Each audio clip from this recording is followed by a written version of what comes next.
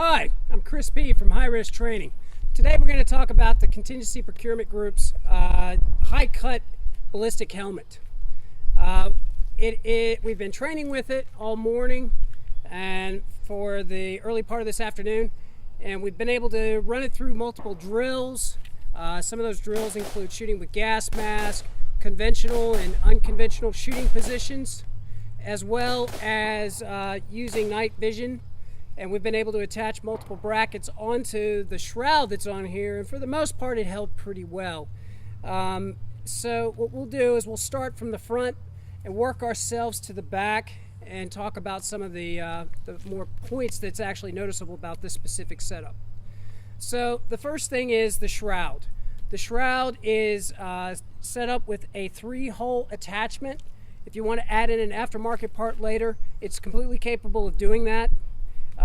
The overall portion of it, it's got a lot of real estate for adding Velcro, so if you want to add in any type of other things that you might like, IR strobes, counterweights, adding in a helmet cover, they're all capable of attaching on via the Velcro options. And you can even add more Velcro on if you wish. The next would be the rails that run on the right and left side of the helmet. It runs all the way roughly where the temple is, all the way to the back of the cranium. The suspension system. The suspension system is a 4-point system with multiple pads. I've been wearing it for hours at a time today, and it's been extremely comfortable, much more comfortable than most of the military helmets I've been stuck with in the past. So one thing that I do want to point out with this is it is nice as far as being lightweight. We were able to run muffs in them, no problem at all. Gas mask, no problem at all. NVGs, ran them, didn't have any issues with that.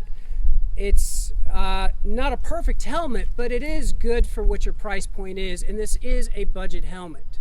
So, next thing I want to go into is the suspension system aftermarket parts. If you want to change out what's in there, you can do that. It wouldn't be hard at all. It's a very simple system, very similar to what you would find in an ops core. As far as safety goes, it's level 3A rated.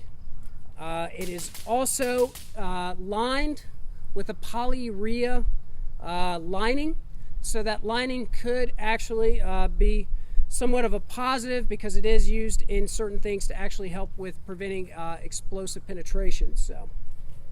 And lastly, before I leave, I will say that do keep in mind that this is not an ops core. It is not that helmet, but it can be a great option for those that do need something, that would like something in that style that would be able to take the place at a lower budget.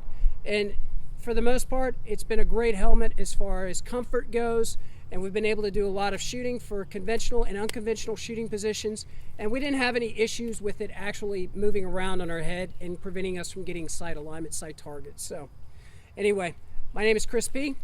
Thank you guys, and check us out on highrisktraining.net and our other social medias.